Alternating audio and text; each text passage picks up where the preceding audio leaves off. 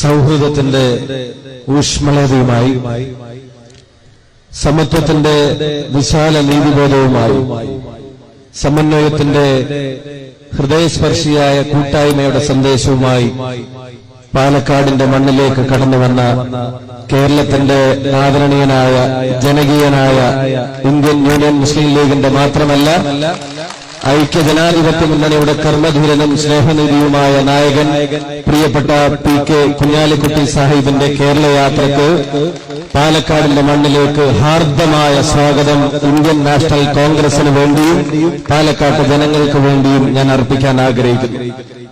ഈ ജാഥ പാലക്കാടിന്റെ മണ്ണിലേക്ക് കടന്നു വന്നിട്ടുള്ളത് ഇന്ത്യൻ യൂണിയൻ മുസ്ലിം ലീഗിന്റെ ഒരു നേതാവ് നയിക്കുന്ന ഒരു ജാഥ എന്നുള്ള നിലക്ക് മാത്രമല്ല. ഈ ജാഥ പാലക്കാടിന്റെ മണ്ണിലേക്ക് കടന്നു വന്നിട്ടുള്ളത് എനിക്കും നിങ്ങൾക്കും അഭിമാനത്തോടെ ഇവിടെ ബഹുമാന്യനായ ആദരണീയനായ ET സൂചിപ്പിച്ചതുപോലെ ഈ ഇന്ത്യ രാജ്യത്തെ സംസ്ഥാനങ്ങളുടെ റാങ്കിംഗ് നടക്കുമ്പോൾ ഒരു ഡിജിറ്റൽ സംസ്ഥാനമായി ആദ്യം ഏത് സംസ്ഥാനത്തെ തെരഞ്ഞെടുക്കണമെന്ന് കേന്ദ്ര സർക്കാർ വരെ ആലോചിച്ചപ്പോ, നരേന്ദ്രമോദിയുടെ സർക്കാർ വരെ ആലോചിച്ചപ്പോ തെരഞ്ഞെടുക്കാൻ ആദ്യം അവർക്ക് കൈപ്പൊന്തിയത് അഹമ്മദാബാദുള്ള ഗുജറാത്ത് അല്ല, ആദ്യം അവർക്ക് കൈപ്പൊന്തിയത് ഹൈദരാബാദുള്ള ആന്ധ്രയല്ല, ആദ്യം അവർക്ക് കൈപ്പൊന്തിയത് ബാംഗ്ലൂരുള്ള കർണാടകയല്ല, ആദ്യം അവർക്ക് കൈപ്പൊന്തിയത് മുംബൈയുള്ള മഹാരാഷ്ട്രയല്ല, ആദ്യം അവർക്ക് കൈപ്പൊന്തിയത് IT മിനിസ്റ്ററായി കുഞ്ഞാലിക്കുട്ടിയിരിക്കുന്ന കേരളമാണ് എന്നുള്ളത് ഈ സംസ്ഥാനത്തിന്റെ നേട്ടങ്ങളുടെ പട്ടികയിൽ ചില്ലിട്ട് സൂക്ഷിക്കാവുന്ന ഉയർന്ന തലങ്ങളിലേക്ക് ഈ സംസ്ഥാനത്തെ കൊണ്ടുചെന്നെത്തിക്കാവുന്നതാണ്. ഒരു രാഷ്ട്രീയ പ്രസ്ഥാനത്തിന്റെ നേതാവ് നയിക്കുന്ന ജാഥ എന്നുള്ള നിലക്ക് മാത്രമല്ല, ഇന്ത്യ രാജ്യത്തെ സംസ്ഥാനങ്ങളിൽ ആദ്യത്തെ ഡിജിറ്റൽ സംസ്ഥാനമായി മാറുന്ന കേരളം എന്ന ദൈവത്തിന്റെ സ്വന്തം നാടിന്റെ ആ വകുപ്പിന് നേതൃത്വം നൽകുന്ന മന്ത്രി നയിക്കുന്ന ജാഥ കൂടിയാണ്. ഈ ജാഥക്കാണ് നമ്മൾ ഇവിടെ സ്വീകരണം കൊടുക്കുന്നത്. ഈ ജാഥ പാലക്കാടിന്റെ മണ്ണിലേക്ക് കടന്നു വരുന്നത് ഇവിടുത്തെ യുവാവിന്റെ ശബ്ദം, ഇവിടുത്തെ വിദ്യാർത്ഥിയുടെ ശബ്ദം ഇന്ത്യ കേൾക്കുന്നു എന്നുറപ്പുവരുത്തിയിട്ടാണ്. കഴിഞ്ഞ ദിവസം പത്രമാധ്യമങ്ങളെല്ലാം വലിയ പ്രാധാന്യത്തോടെ കൊടുത്തു. കേന്ദ്ര സർക്കാരിന്റെ സ്റ്റാർട്ടപ്പ് പോളിസിയെ സംബന്ധിച്ച് അവർ വലിയ തലക്കെട്ടുകളും വലിയ വാർത്തകളും കൊടുക്കുന്നത് കണ്ടു. അവര് സ്റ്റാർട്ടപ്പ് പോളിസിക്ക് വേണ്ടി നൽകുന്ന പ്രോത്സാഹനത്തെ സംബന്ധിച്ച് വാർത്ത കൊടുത്തത് കണ്ടു. മുറ്റത്തെ മുല്ലയ്ക്കും നിങ്ങൾക്ക് മണമില്ലെങ്കിലും അതിന്റെ മണമെടുക്കാൻ കഴിയുന്ന യുവജനങ്ങൾ കേരളത്തിന്റെ മണ്ണിലുണ്ടെങ്കിൽ ഞാൻ ഒരു കാര്യം പറയുന്നു, കേന്ദ്ര സർക്കാർ സ്റ്റാർട്ടപ്പ് പോളിസി ഈ 2016 നടപ്പിലാക്കാൻ ആഗ്രഹിക്കുമ്പോ സ്റ്റാർട്ടപ്പ് പോളിസി ഇന്ത്യ രാജ്യത്ത് ഏതെങ്കിലും ഒരു സംസ്ഥാനത്ത് ആദ്യമായി നടപ്പിലാക്കിയിട്ടുണ്ടെങ്കിൽ ചന്ദ്രബാബു നായിഡു അല്ല, ആദ്യമായി നടപ്പിലാക്കിയിട്ടുണ്ടെങ്കിൽ മമതാ ബാനർജി അല്ല, ആദ്യമായി നടപ്പിലാക്കിയിട്ടുണ്ടെങ്കിൽ അരവിന്ദ് കെജ്രിവാളുമല്ല, ആദ്യമായി നടപ്പിലാക്കിയത് നരേന്ദ്രമോദിയുമല്ല, ആദ്യമായി നടപ്പിലാക്കിയത് ഉമ്മൻചാണ്ടിയുടെ ഗവൺമെന്റിന്റെ നേതൃത്വത്തിൽ പ്രിയപ്പെട്ട കുഞ്ഞാലിക്കുട്ടി സാഹിബാണ് എന്നുള്ളത് അഭിമാനത്തോടെ കേരളത്തിലെ യുവാക്കൾ പറയുന്ന ഒന്നാണ്. വിവാദങ്ങളുടെ കൂടപ്പിറപ്പുകളാവാൻ ആഗ്രഹിക്കുന്ന കമ്മ്യൂണിസ്റ്റ് മാർക്സിസ്റ്റ് പാർട്ടിയുടെ ആളുകൾ എമർജിംഗ് കേരള വിജയമാണോ പരാജയമാണോ എന്ന് ചോദിക്കുന്നുണ്ട്. ഏറ്റവും വലിയ പരാജയത്തിന്റെയും വിജയത്തിന്റെയും കണക്കുകൾ അവർ കൂട്ടുമ്പോ ഞങ്ങൾ പറയുന്നു എമർജിംഗ് കേരള വിജയമാണ് എന്നുള്ളതിന് ഒരൊറ്റ ഉദാഹരണം ഞാൻ പറയാം. ഒരു സംരംഭകനാവാൻ ആഗ്രഹിക്കുന്ന ഒരു വിദ്യാർത്ഥിക്ക് 25% അറ്റൻഡൻസും 4% ഗ്രേസ് മാർക്കും കൊടുക്കാൻ ലോകത്തിലൊരു സർക്കാർ ആദ്യം തീരുമാനിച്ചിട്ടുണ്ടെങ്കിൽ അത് കേരളം ഭരിക്കുന്ന UDF-ന്റെ സർക്കാരായിരുന്നു. ആ പ്രഖ്യാപനം നടന്നത് എമർജിംഗ് കേരളയിലായിരുന്നു.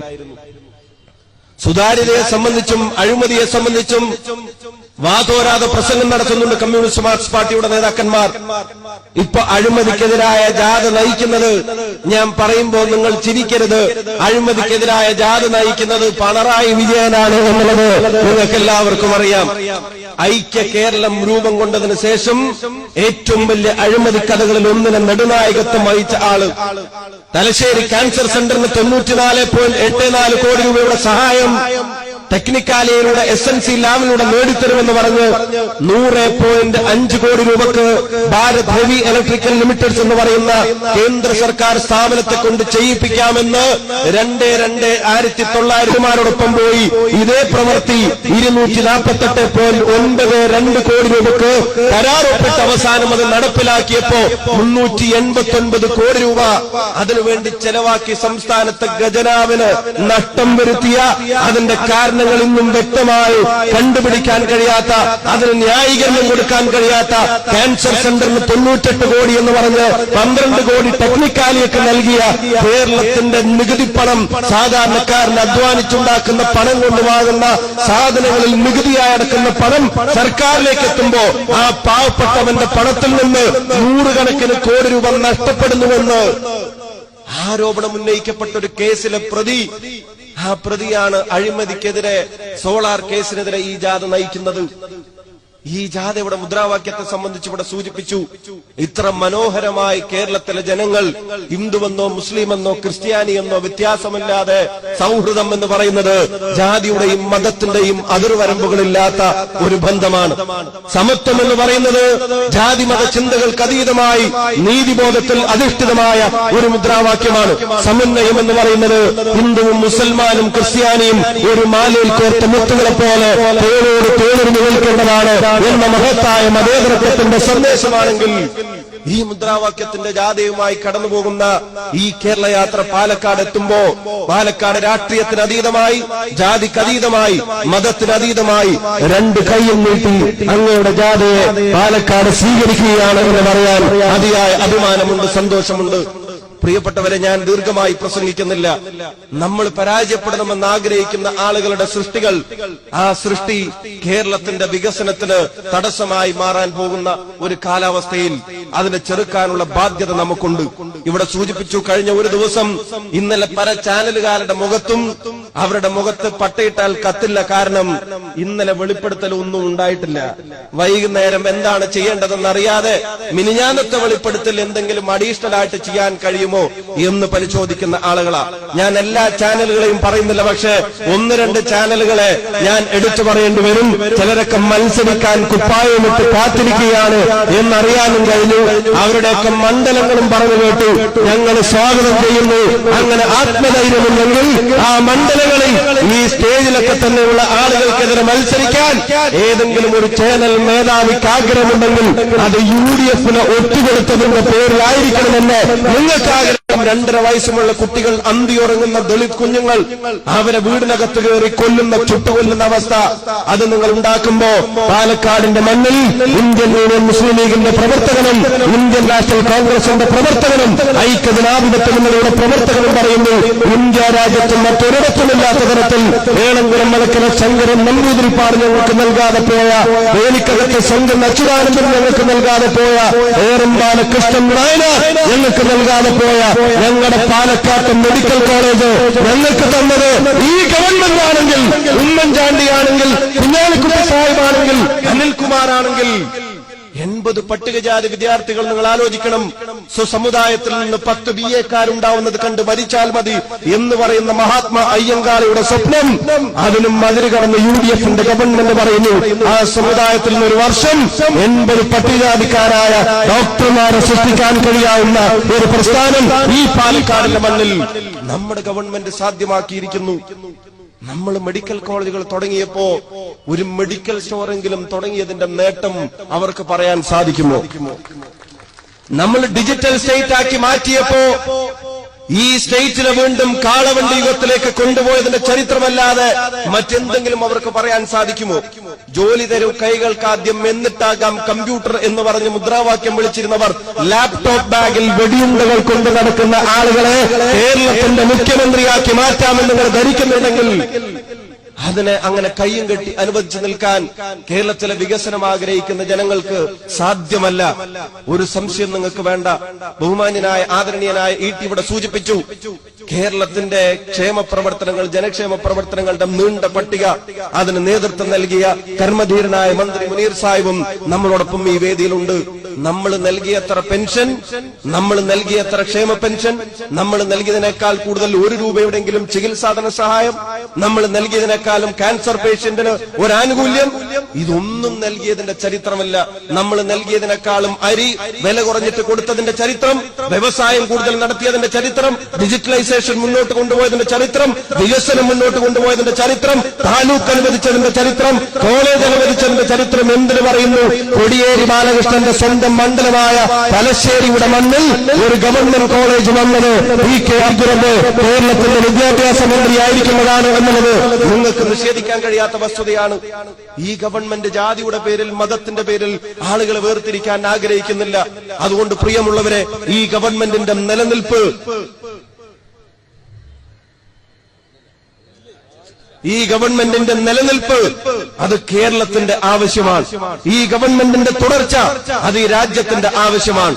ഈ രാജ്യത്തിന്റെ മതേതര ശക്തികൾ നൽകാൻ ആഗ്രഹിക്കുന്ന മെസ്സേജ് ബീഹാറിൽ നിന്ന് കൊടുത്തതിനു ശേഷം അടുത്തത് നമ്മൾ കൊടുക്കാൻ ആഗ്രഹിക്കുന്നത് കേരളത്തിന്റെ മണ്ണിൽ നിന്നാണ് എന്ന കാര്യത്തിൽ ഒരു സംശയം നിങ്ങൾക്കാർക്കും വേണ്ട.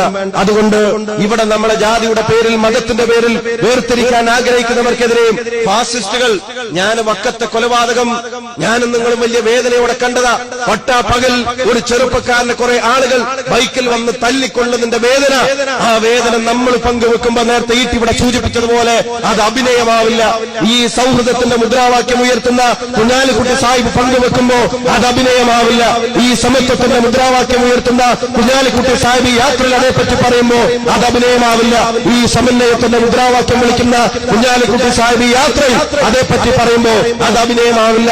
നേരെ മറിച്ച് PP ചന്ദ്രശേഖരൻ എന്ന് പറയുന്ന വ്യക്തിയുടെ മുഖത്ത് 51 വെട്ടുവെട്ടിക്കൊല്ലാൻ ഉത്തരവിട്ട പിണറായി വിജയൻ ആ കൊലപാതകത്തിൽ സങ്കടം രേഖപ്പെടുത്തുന്നു.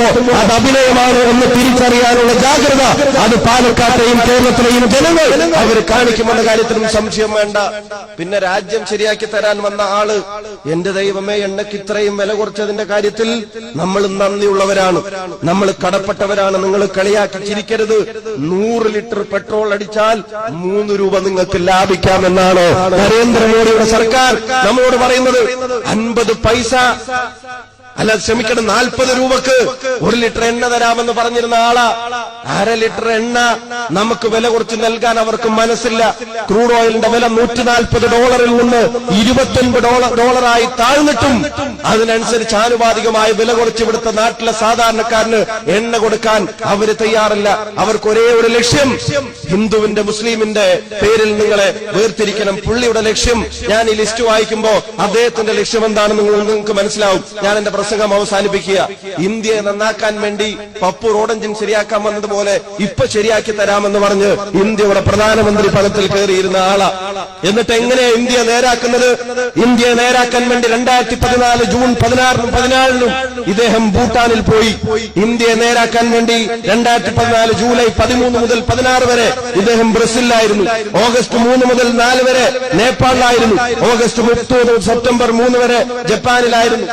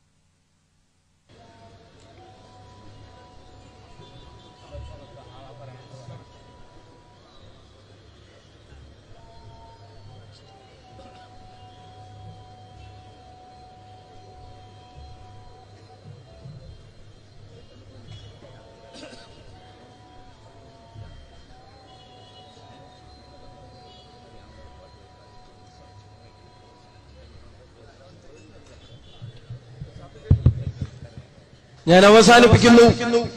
ഓഗസ്റ്റ് 30 മുതൽ സെപ്റ്റംബർ 3 വരെ ജപ്പാൻ, സെപ്റ്റംബർ 26 മുതൽ 30 വരെ USA, November 11-13 Myanmar, 14-18 Australia, November 19 Fiji, 25-27 Nepal, March 10-11 സേഷലസ്, 11-13 Mauritius, 13-14 Sri Lanka, March 20 Singapore, April 9-12 France, 12-14 Germany, 14-16 Canada, 14-16 China, May 16-17 Mongolia, 18-19 south Korea, June 6-7 Bangladesh, 1-6 Uzbekistan, July 7 Kazakhstan, July 8-10 Russia, 10-11 Turkmenistan, July 12 Kyrgyzstan, 12-13 Tajikistan, August 16-17 Abu Dhabi UAE Dubai, September 23 Ireland, 24-30 US, 12-14 UK, 15-16 തുർക്കി, 21-22 Malaysia, November 23-25 Singapore, November 30 December 1 France, December 23-24 Russia, 25 കാലത്ത് Russia, ഉച്ചക്ക് അഫ്ഗാനിസ്ഥാൻ, വൈകിട്ട് പാകിസ്ഥാൻ, രാത്രി ഡൽഹിയിലും. ഇന്ത്യയുടെ പ്രധാനമന്ത്രിയാണോ air ഇന്ത്യയുടെ പൈലറ്റാണോ നരേന്ദ്രമോദി എന്ന ചോദ്യത്തിന് വ്യക്തമായ ഉത്തരം രാജ്യത്തെ ജനങ്ങൾ ഇപ്പൊ നൽകിക്കൊണ്ടിരിക്കുകയാണ്. അതുകൊണ്ട് നമുക്ക് ഹിന്ദു ആവട്ടെ, രാവിലെ നിർമാല്യം മുതൽ വൈകിട്ട് ദീപാരാധന വരെ പ്രാർത്ഥിക്കുന്ന യഥാർത്ഥ ഹിന്ദുവും, സുബഹി മുതൽ ഇഷാവ് വരെ പള്ളിയിലേക്ക് പോകുന്ന യഥാർത്ഥ മുസ്ലിമും, ഒരു കുർബാനയും മുടക്കാത്ത യഥാർത്ഥ ക്രിസ്ത്യാനിയും പരസ്പരം പോരടിക്കാൻ ആഗ്രഹിക്കുന്നില്ല. അവർ സൗഹൃദത്തിന്റെ, സമന്വയത്തിന്റെ, സമത്വത്തിന്റെ പാതയിൽ മുന്നോട്ട് പോകാൻ ഈ യാത്ര നമുക്ക് ഊർജം പകരുമെന്ന് മാത്രം സൂചിപ്പിച്ചുകൊണ്ട് പാലക്കാടിന് വേണ്ടി ഒരിക്കൽ കൂടി ഈ യാത്രയെ ഹൃദയാഭിവാദ്യങ്ങൾ അറിയിച്ചുകൊണ്ട് ഇന്ത്യൻ നാഷണൽ കോൺഗ്രസ് പാർട്ടിയുടെ ഹൃദയം നിറഞ്ഞ അഭിവാദ്യങ്ങൾ ഓരോ പാർട്ടി പ്രവർത്തകരെയും, ഇന്ത്യൻ യൂണിയൻ മുസ്ലിം ലീഗിന്റെ ഓരോ പാർട്ടി പ്രവർത്തകരെയും നല്ലവരായ ജനാധിപത്യ വിശ്വാസികളെയും അറിയിച്ചുകൊണ്ട് ഞാൻ നിർത്തുന്നു. ജയ് ഹിന്ദ്, ജയ് UDF.